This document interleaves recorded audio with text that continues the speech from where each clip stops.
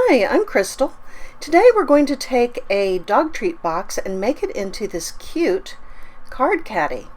I've got a template for A7 and A2 sizes. That would be 5x7 cards and 4 1/4 by 5.5 cards.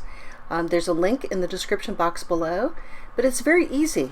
You just need to make sure that your box is going to be big enough, and almost any food box is going to be fine. Cereal box, dog treat box, graham cracker box.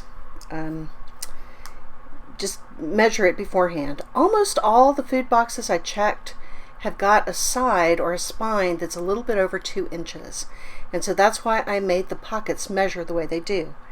I just broke open the box, kept one side, cut off one side, and then marked my measurements according to the template on the inside. Now you don't really need to use a Sharpie. I'm just doing that so you can see what I'm doing. Pencil tends to disappear.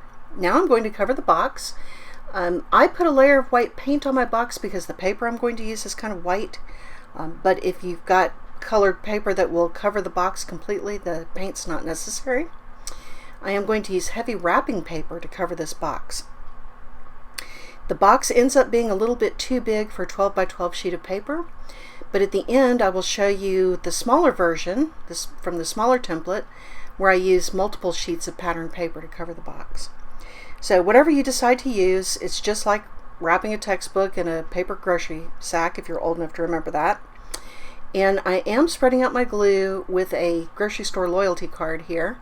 Any kind of disused gift card or promotional card or anything like that works really well, and it keeps you from getting lumps from the glue.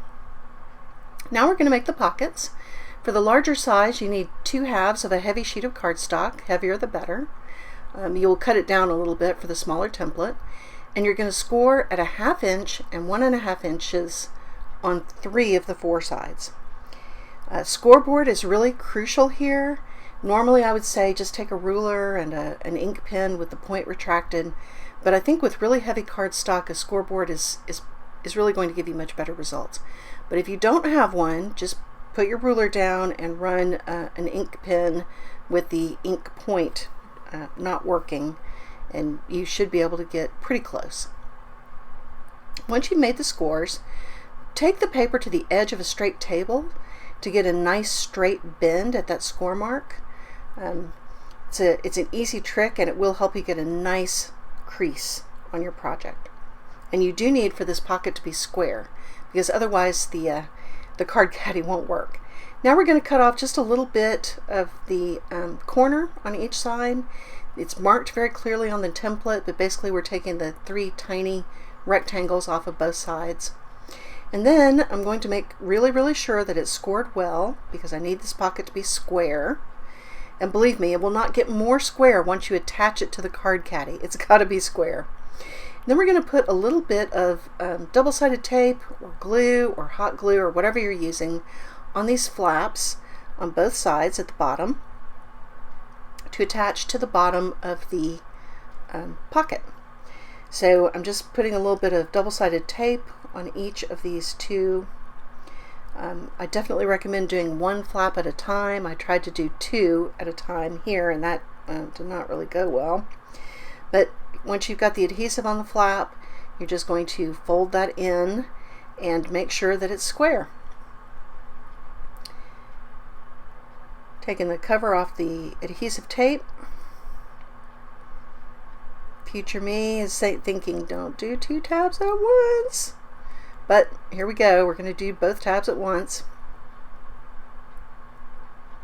Folding it in, fold up the bottom, and there we go. Make sure it's square. Now you can really see the pocket taking shape here.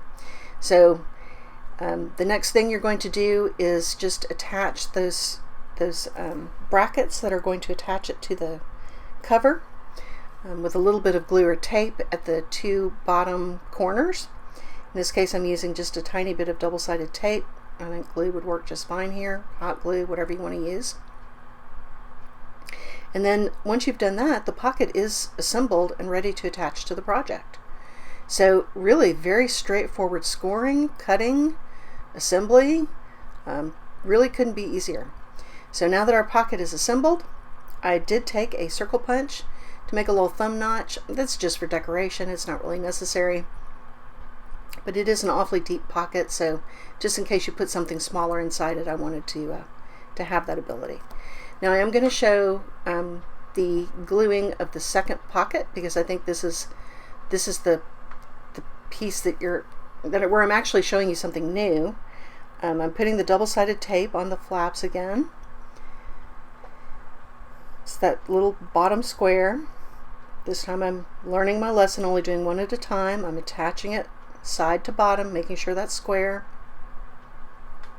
Taking the cover off the double-sided tape and attaching that flap side to bottom, making sure it's square.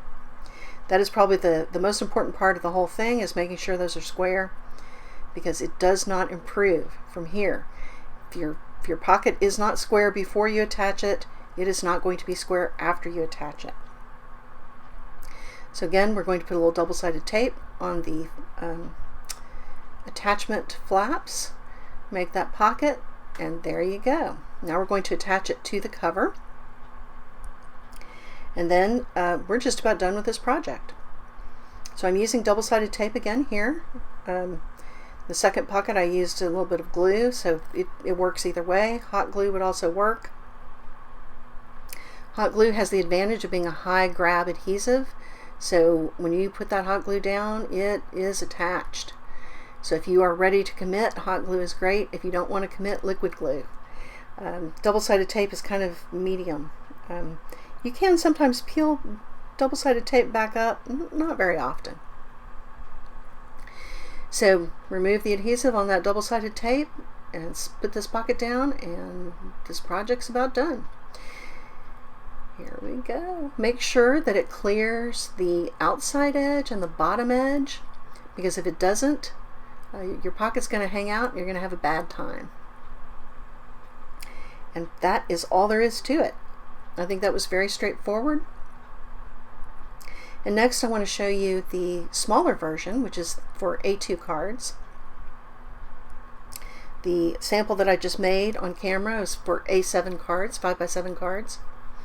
So we'll move on to the smaller version, and it's just got slightly different measurements. The assembly is exactly the same, but this is scaled to hold only A2 cards. Now, as the finishing touch on both of these, I used my Crop-A-Dile to make a hole through all the layers, and then took a little piece of elastic cord. This is 15 inches of elastic cord. I'm putting through that hole and tying in a knot just to make a little closure for this. And I sized my closure to go top to bottom, because I thought that would keep the cards from falling out. The pockets are keeping it from falling out side to side. The elastic would keep it from falling out top to bottom. So we went from a food box to these great card caddies. Hope you enjoyed it. Thanks for joining me.